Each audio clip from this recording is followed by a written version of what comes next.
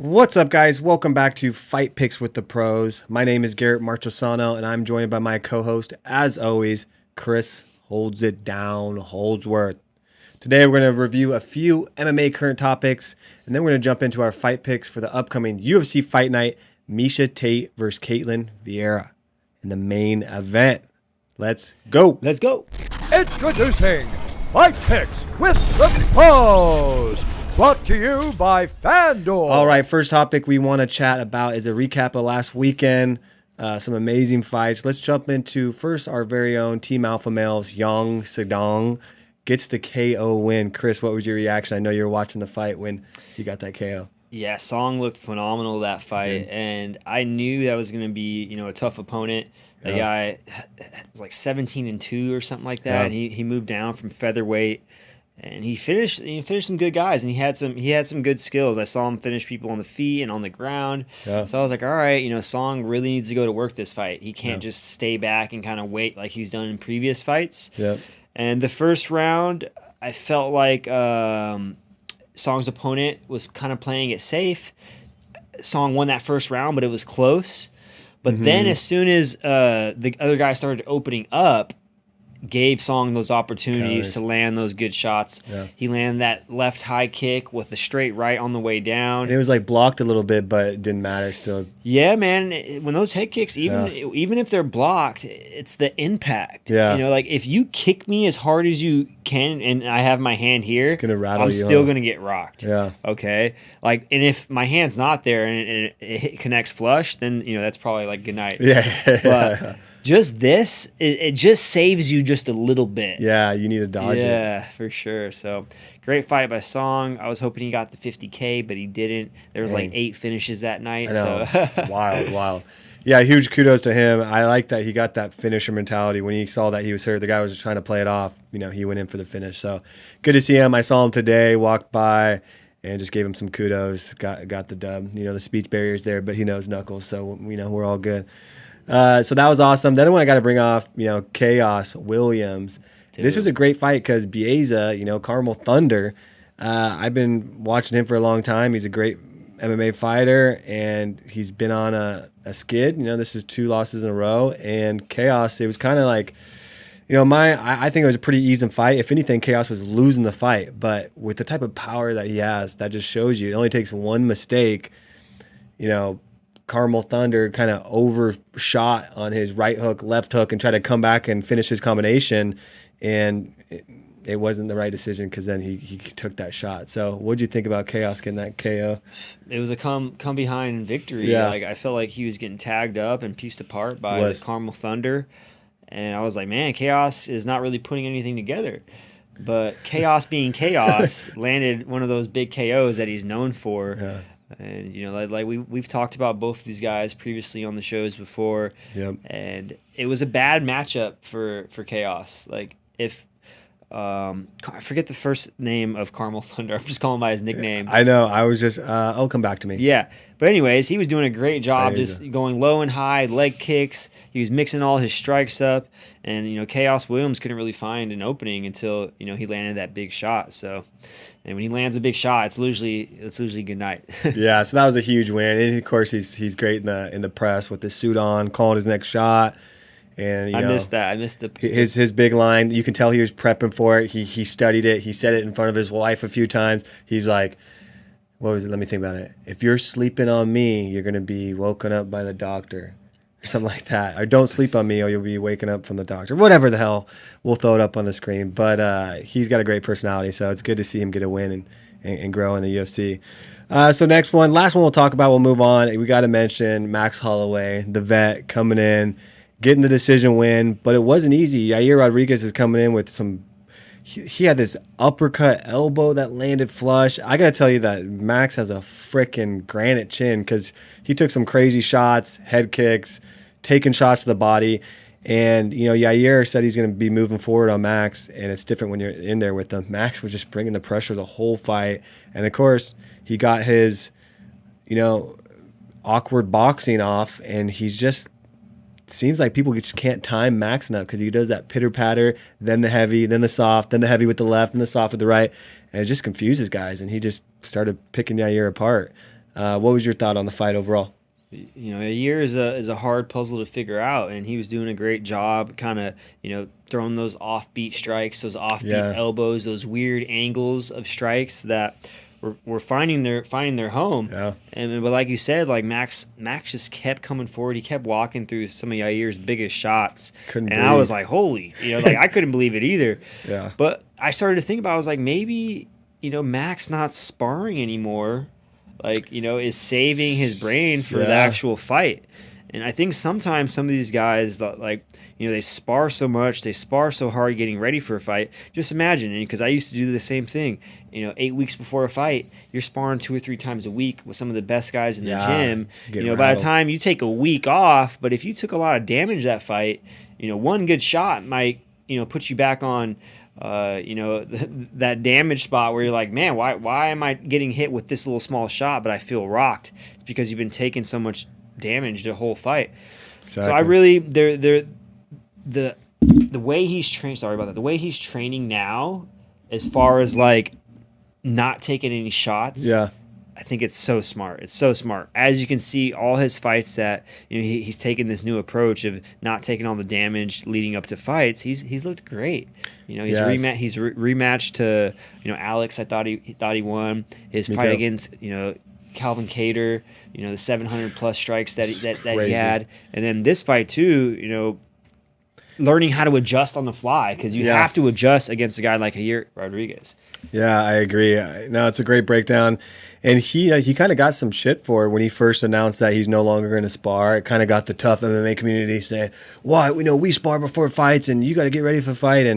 And he was a great guy to lead the way. Now other fighters are sparring less, or are doing lighter spars, and you can't. You know, he's one of the greatest featherweights of all time. If he was maybe a lesser than fighter, then people wouldn't take it as serious. But he's paving the way. You know, he talks about it thoroughly on the Ariel Helwani podcast, and he's vocal about it. And so maybe there is something to that. Say, you know, because we know when fighters get hit, when their chin goes, their chin goes. So maybe that is helping them. All right, let's move on to the next topic here. We've got, I don't know, Justin Gaethje and Islam going back and forth. Of course, they're both, the big debate online is who's the number one contender, who's fighting the winner of Charles Oliveira, Dustin Porier. And Gaethje is being very vocal, like, I'll go on strike.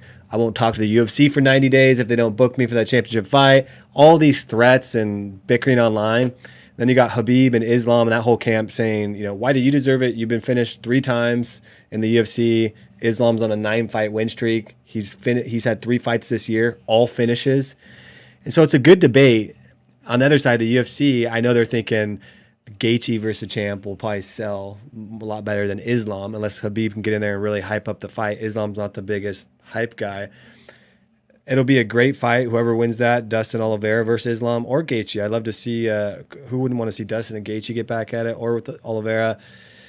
It's going back and forth so much. Dana won't give a clear answer. I know he's getting pressure from Khabib to get it because he wants Islam in for the strap, and then Gaethje's doing all these, you know, I wouldn't call them threats, but just he's saying, you know, I want the shot. So the MMA community is saying Gaethje and Islam need to fight for that number one contender spot. Why wait? And that would be a great matchup. Gaethje still wants the strap. Overall, with this whole drama situation, Chris, how would you want to see it play out?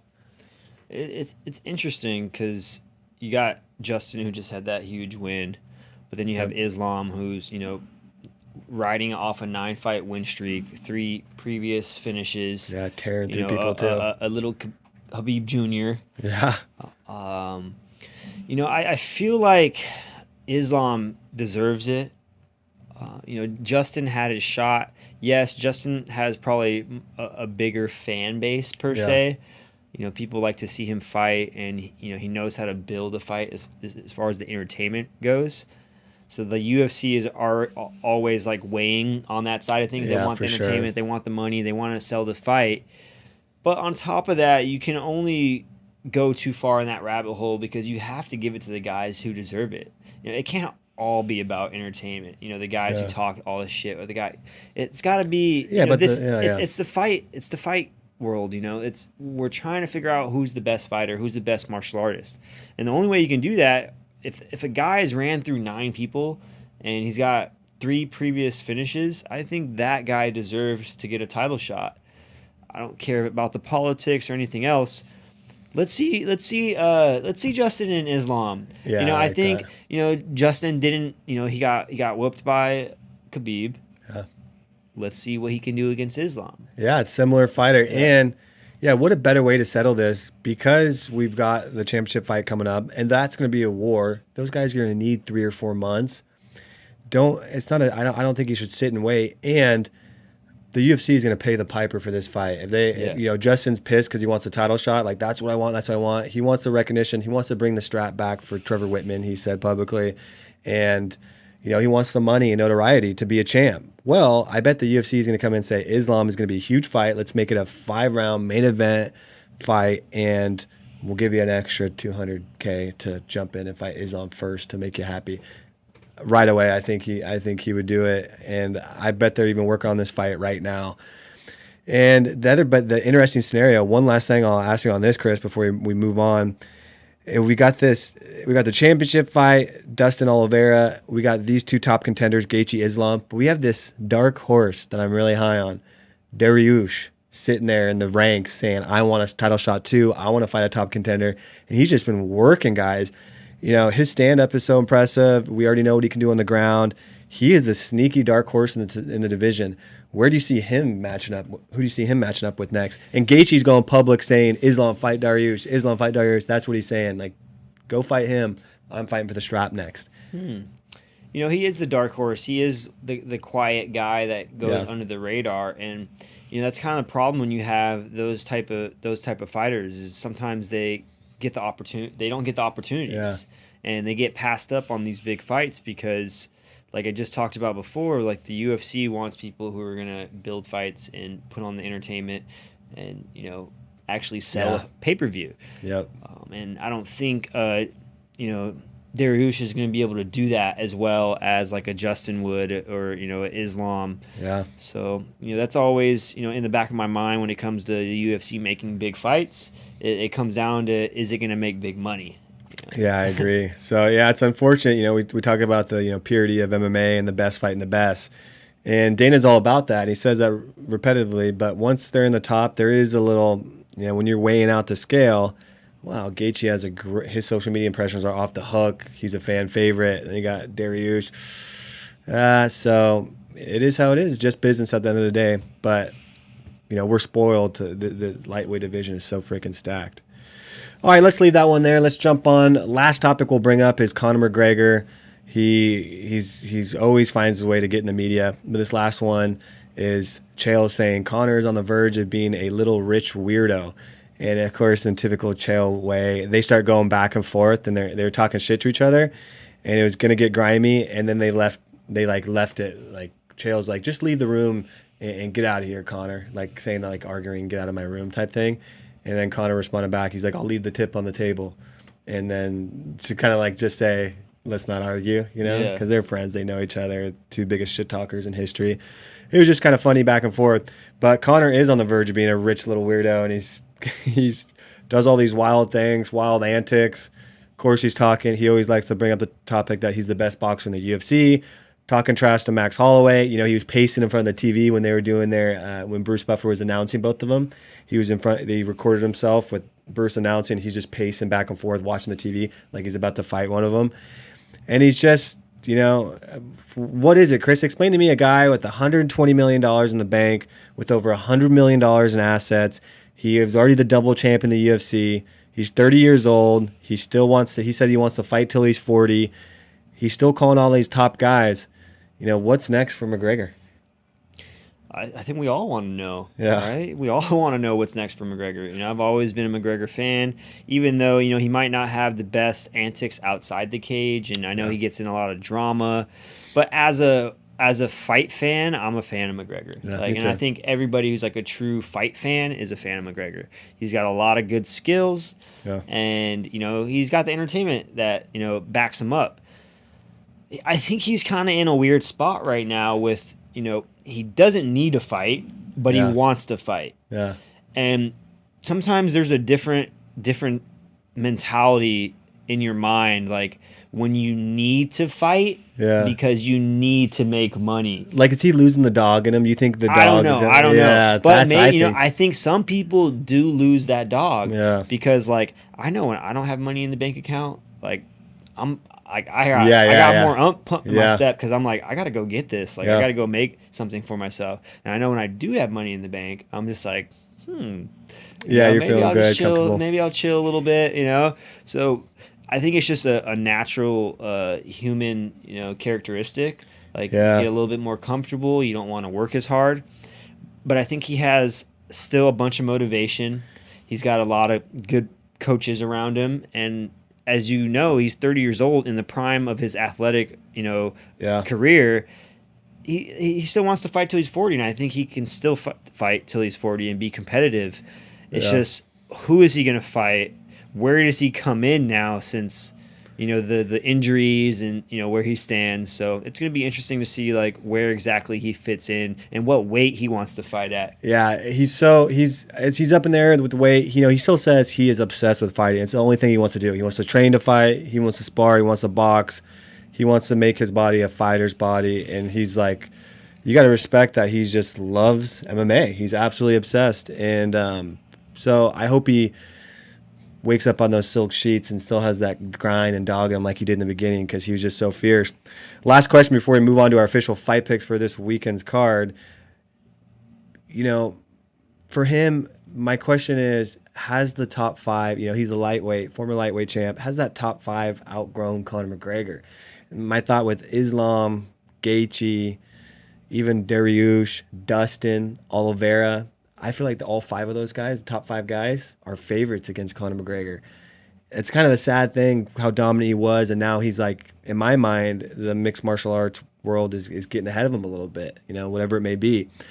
And he's so stuck on being that he should fight for the belt or should be top contender spot, number one contender, then he's getting the belt. Like, that's all he'll do. He has so much leverage because he's the biggest draw of all time in the history of combat sports for UFC. I feel like he should take a guy outside the top 10, a Nate Diaz type fight or a bigger hype fight for him to get a win under his belt and get back into it. What are your thoughts on that before we move on? I think that would be, take that Nate Diaz fight. The fans want to see it.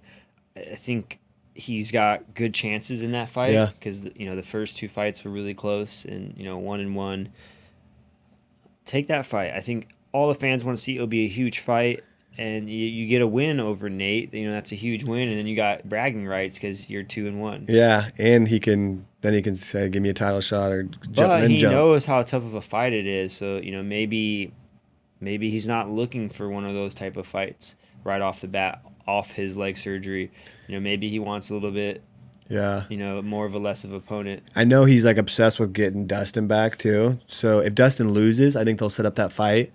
And because there's no way you can give him a championship coming off a couple of L's, But if anyone would get it, it would be Conor. So we'll see how it all plays out. Let's jump on to their official fight picks. We'll kick it off here. First fight up we'll talk about is Davey Dangerous Grant coming as a plus 235 dog against Adrian Yanez coming as a minus 300 favorite. I like that money line because Adrian was getting pieced up his last fight before he just bit down his mouthpiece and knocked the guy out, but he was losing that fight big time. I remember watching that closely because I had a little bit of cash on Adrian, and I was scared in that moment because he was getting absolutely pieced up. But he's got that dog in him, like we were talking about. Davey Grant, I've been impressed with. He's 13-5, 3 TKOs, 8 subs. His last one was a loss to Marlon Vera, fight of the night, close fight. And that snapped a 3-fight win streak. Adrian on the other side, 14-3. His last fight was against Randy Costa in July. He's 3-0 in the UFC. And he's got the crispiest, smooth striking. He loves to mix up with his hands. And he's the type of guy that he was just flat out getting outboxed and getting pieced up. And, he wasn't timing his counters right. And he's missing a lot. But the type of guys that have such good striking, it kind of reminds me of Paddy the Baddy, who was also getting pieced up in his first fight, but he just bit down on his mouthpiece and started throwing 5-piece combos, and one landed and just put the guy away. It's like the same thing with Adrian. He has that ability too. So what jumps out at you when you first see this matchup with Grant and Yannis? I like this matchup a lot. Davey Grant, he was in the house with me. I fought him in the finale. Nice. Oh, so, did you? So it's awesome to see him like fighting all these up and comers and guys like Viera and Adrian Jans, who's like a young up and comer, crisp fighter. And so to me, this matchup is going to be, Davey being the older. I think he's going to be the bigger kind of guy. Yeah. More loopy shots, and compared to the crisp boxing of Adrian, if Davey is smart, Davey would make this a full mixed martial arts fight. Yeah. Let's expose Adrian's grappling game. Let's see where his grappling's at. He's been knocking people out. He's got 6 TKOs in his last 7 fights. So that tells me that he's got good hands, good power in his hands. He's got good strikes. So I need to close the distance and I need to take this guy down. And Davey's got 8 subs. He's well rounded. I think he can do that. I think he can use his weight against Adrian. Close the distance, make this a grappling fight. Yeah, you got to think with we've talked about this before that Davey Grant has 3 TKOs. He's got good hands and their pride comes in him saying, I could stand with Adrian, I could box with him, but don't let your pride get in the way. He needs to close the distance, grapple, and see if he can take him down and work him. Yeah, all his UFC fights have been boxing matches. Let's figure out what this guy has on the ground. Yeah.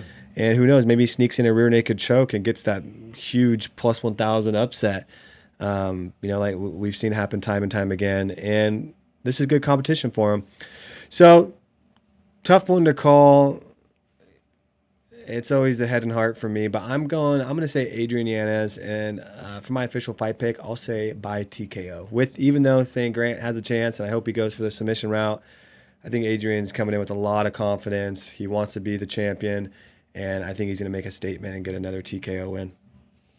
Okay, good one. I got Davey Grant. I think he's gonna win a decision. I think he's gonna mix it up. He's gonna take some hard shots, but being the tough guy he is, he's gonna overcome some adversity, end up on top, and then win a decision. Wow, that'd be a big plus money call. All right, you're going Grant decision. I got Yanez by TKO. All right, let's move on to the next fight pick. We've got Michael the Maverick Quiesa. Is that good? Quiesa? Michael Quiesa, yeah. Okay, Quiesa. I always get that mixed up. He's coming as a plus 136 dog against Sean Brady, minus 168 favorite, according to FanDuel. So this is a good matchup. You can't not like Michael. He's 18-5, 11 subs, 7 decision wins.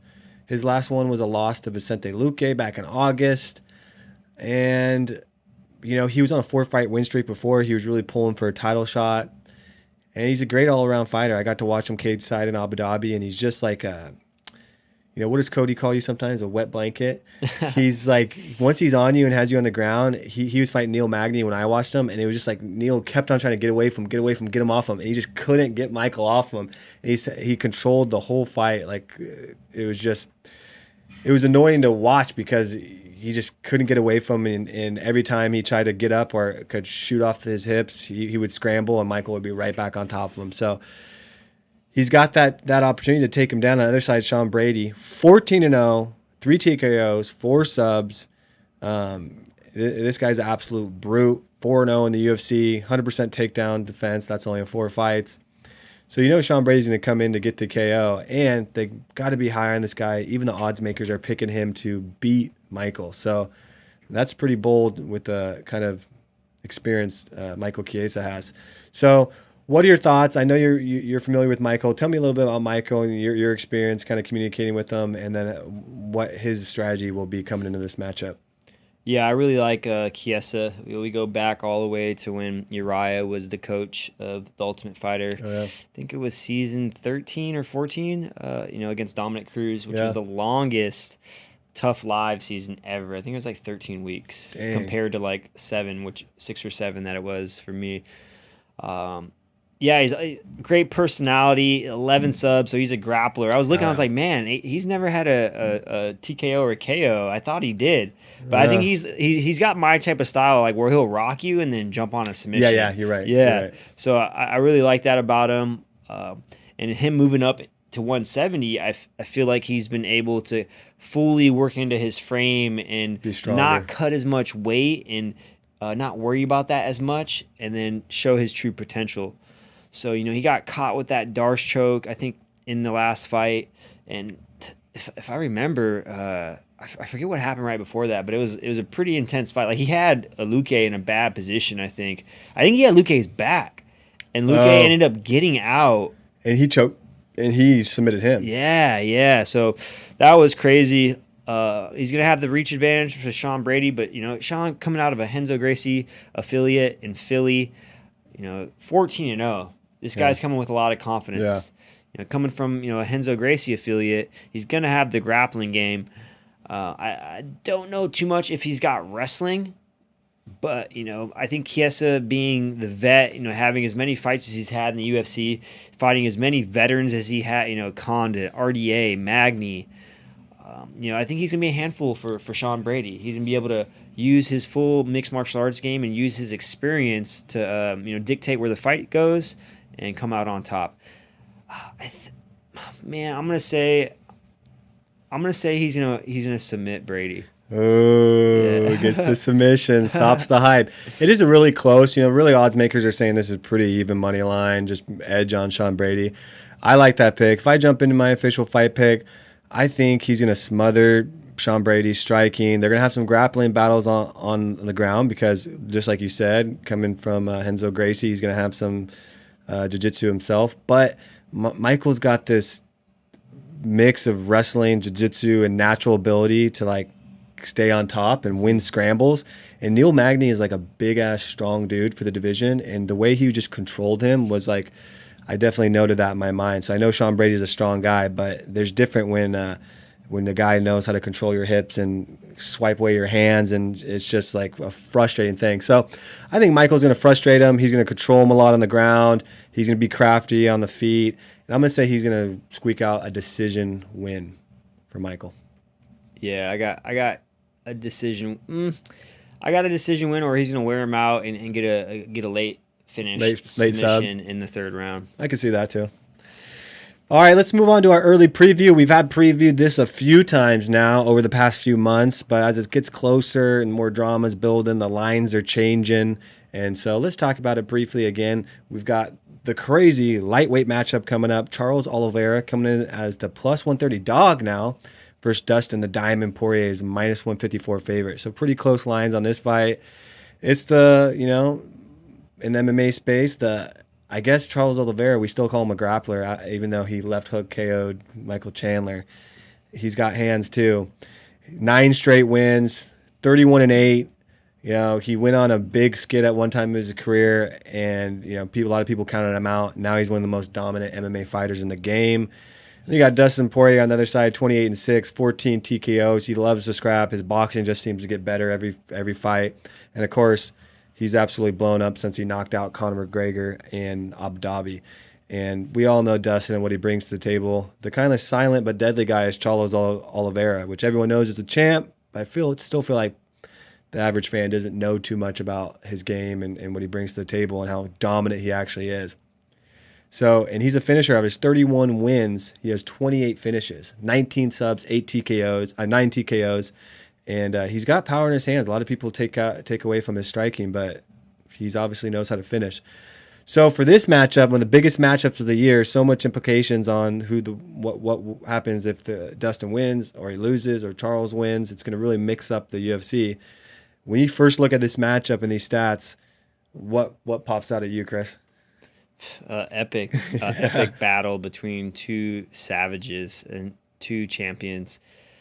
Dustin's been on a tear. Dustin's, one of my all-time favorite fighters. Oh, yeah. I love his style. I've seen him all the way from Fightville in, Lafayette, Louisiana. They did a little, segment on him back when he was fighting in the little leagues. And then just to see him get into the UFC, the WEC days, and then all the way up until now, still being on the top and, fighting the best guys in the world. I just love shit like that. Yeah. So, but then you got a guy like Charles Oliveira with the 17 finishes in the UFC are 17 fight bonuses. So this guy is a fighter who comes in and always looking to finish, looking on to put on a highlight finish, because if you're getting bonuses, they're usually like highlight finishes. Like something crazy happens. Went on that little streak or that losing streak for a bit and then hasn't looked back since. Yeah, it's wild. He's riding off, the confidence and the highs off all the wins and all the tough dudes he's fought, the win over Chandler. I'm interested to see how this fight's going to play out because, Dustin is going to get in his face, and I think Dustin's going to be looking for some calf kicks. He's going to be looking to kick Charles' legs. Dude, Dustin's got some really good low kicks. He does. He's got like bigger legs, like they're bigger for like his weight class. And a guy like Charles, slender legs, and he's going to be looking for those low kicks. What do you think about if this eventually and probably inevitably goes to the ground? Like, it was amazing to me to see how I always consider Tony Ferguson like a great BJJ type ace. I call him a BJJ ace, and Charles Oliveira just put him to shame and just worked him on the ground. How do you feel about Dustin? Has kind of sneaky ground game. He's strong. I believe he's a Brazilian Jiu-Jitsu black belt as well. Mm-hmm. But there's a difference between Dustin's level of black belt and Charles Oliveira, right? He's just so crafty and so good. He's made these guys look horrible. That's why I love a future matchup, Oliveira versus Dariush, because they're both snakes on the ground. How do you think he fares against Oliveira on the ground? And, of course, he doesn't want to stay there and play that game with them. What's going to be his strategy to kind of get up? That's what I want to know. I want to know like how his jiu-jitsu is going to fare against Charles Oliveira's jiu-jitsu, because everybody we've seen Charles fight, he's demolished on the ground. From what he did to, Tony Ferguson, and everybody thought Tony was such a grappling ace. Yeah. Like, if Oliveira was able to do that to him, what kind of ace is Oliveira? Yeah. But Dustin being a black belt, Dustin being the vet he is, he's not going to fall for any, any Hollywood tricks or any jumping stuff. I don't think he's going to fall for anything like that. But he will get put in, if he hits the ground, I think he will get put into some trouble. I think Oliveira has the ground game to put anybody into trouble. I want to see if Dustin's able to, stop all of his jiu-jitsu attacks and stifle all of his attacks. And if he is able to stifle all of Charles, if Dustin's able to get on top and stifle all of Charles' guard game, it's going to be a long night for Charles. Yeah, I agree. If it stayed on the feet, and I hope Dustin doesn't underestimate Oliveira's striking game, because he has some power, and he's not going to. I know he's studying. This is championship level fight. This is the top of the heap here. But I feel like, the typical person would say the BJJ versus striker. If it stays on the feet, it's Dustin. If it goes to the ground, it's Charles. What are the odds that Charles hurts Dustin, or Dustin chokes out Charles? Can you see any scenario like that, opposite of what kind of the public perception is thinking? Yeah, there's always that scenario. That's the thing about MMA. Like, anything can happen. Yeah. You get rocked with a punch that you didn't see coming, and Dustin jumps on your neck. Like, sorry, you're out. So I can see either way happening. Like, I can see Charles hopping on submissions, but if Dustin gets Charles hurt, I can see him hopping on. Yeah. He almost had Khabib's neck in that guillotine. But Khabib being the guy he is, like, he got out of it. But like, I honestly thought he was caught. Close. He was caught, but he had to give up that position a couple times and ended up on top again. Yeah. So who knows, man? Yeah, who knows? We'll be excited for this one. So let's give our official early preview pick. We are going to cover this one last time after this in the official week leading up. I'll go first on this one. It's always my heart versus my head, as you guys know, and my head is telling me Charles a little bit, but I just am a huge fan of Dustin. Got to know him personally and did some work with him in the past, so he's just so genuine, such a great fighter, and I love fighters that have that dog in them and that heart, and he's ready to go to the end of the fifth with a bloodbath if he has to get the win. So I'm going Dustin Porier. I think he finds a way to get that TKO win. I think it's going to add up over the fight, and in the late rounds, he's going to figure out a way to get the finish. So I'm riding with Dustin. Chris? Same here. I got Dustin. I think he's going to find Charles' chin and get like a TKO. Yep. All right, we're both riding with TKO for Dustin. It's time for the main fight pick of the evening. We've got Ketlen Viera versus Miesha Tate. So this is going to be a great matchup. So Viera's coming in minus 118 favorite, and Tate's coming in as a minus 104. It's really even money line. Slight favorite for Caitlyn. And she has heavy hands. I don't know if you saw Dana post a thing on a story. He posted a story with her hitting mitts and put, holy shit on it because she's like hitting with power. But Misha's, she's been in this game. She's fought Amanda Nunes, Holly Holm. She knows fighters with power. She knows how to negate that. She's really crafty. This is her comeback, and she said, I'm not coming back to be a contender. I'm coming back to be a champion. Her mentality is awesome. She's in phenomenal shape. She had a kid, and she looks great. Body looks good and great, phenomenal shape, fight shape. Caitlyn's motivated on her side too, and she's got good BJJ, heavy hands. She's 5-2 in the UFC. I love this matchup. This is going to be a great fight, and I've been a fan for UFC for a long time. I love those Miesha Tate days and the Ronda Rousey days, etc. They're great drama, great for the promotion. But for you, tell me a little behind the scenes. I know you had a previous fight coach relationship with Miesha Tate. I think that was on your Ultimate Fighter Season 18 season. I think she was your coach, right? Mm-hmm. So talk about that a little bit, how it was getting to know Misha and then her as a fighter throughout the years, and we'll jump into the fight. Yeah, Misha as a fighter and as a coach and overall as a person is a good person. Some people don't match both sides. Like, they might be a good fighter, but they don't really have personable or sociable. Yeah. But Misha was always really cool to me. We had a really good relationship, and she was a great coach too. She put all the other bullshit aside, Yeah. and she was the actual coach, and stepped up and tried to coach us the best she could. And I wish we would have kept a little better relationship afterwards, but you know how it goes, man. Go your way, we go our way. And she's doing great things now. She's got a kid. She's training at Extreme Couture. Yep. And she looked great her last fight. She did. Man. She looked great. So I'm excited for Misha just coming back, having all that time off, having a kid, people telling you that you won't come back, you won't do this, and then proving everybody wrong. Love it. And having the motivation to come back and fight for the belt, potentially work your way back up, and that takes a lot of cojones. So shout out to Miesha Tate jumping back in there, even though she doesn't have cojones. But Ketlen Vieira she's an up and comer, man. 11-2, two TKOs, 4 subs. She's got 7 fights in the UFC, so it's not like she's just coming in and getting her feet wet. She's got the experience under the lights, and she's got a 3-inch reach advantage. So if Misha's not able to get past the power and reach of Caitlyn, I think it's going to be long night for her. Team Fertosa. So I wonder if she trains with Malcolm, the Muay Thai guy who came home. Yeah, I'll have to figure that out. But I think this is going to be a striker versus a grappler match, and I want to see how Caitlyn's ground game is. Yeah, I know she's going to try to keep it on the feet. I wonder what Misha's plan is going to be. Of course, I like her to take it to the ground and get some of her legendary ground and pound in. It's a tough one because Viera is powerful, and she took a loss, and I know she's motivated. And this is a good matchup. This is definitely Misha is making no bones about it that she wants to be the champion, and she's not just here for a paycheck.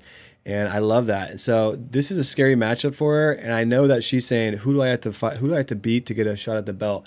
She even said in her last press conference that she looks forward to fighting Amanda Nunes again. And I'm like, holy shit, she's going for it. So I like to see that fight again. We don't have much contenders for Amanda Nunes at this time. We might do the Valentino Shevchenko for the 3rd time, which no one's complaining about. Be a great fight. But I'd love to see another contender get in the mix. I think Miesha Tate's the right one to do it. But overall, let's say I think we're riding with Misha on this. Give me her game plan to win this fight and your official prediction. Footwork, head motion, and making this a grappling fight. Trying to use your strengths, which is your grappling, and take her down and use what you're best at. So I'm not saying Misha's not good at striking, because she's got hands. She's got good striking. But I think that's where Vieira stands out the most, is the power and the 3-inch reach advantage. Yeah. So the smartest thing in my opinion would be Misha. Let's start pressing her against the cage. Let's make it a dirty fight, and let's start getting our takedowns and working our grappling game. Yeah, I agree with that. I hope she comes in ready to go. I'd like to see Misha get the win. It's a great story in MMA. Her 4 years off, coming back and going for the belt. I'll be rooting for her in probably the championship too.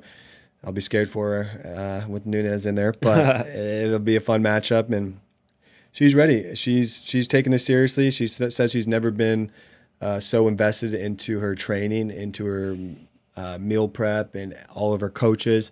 And she even admitted that she invested the most amount of money ever into her camp, spending 6 figures on her camp to get everything right.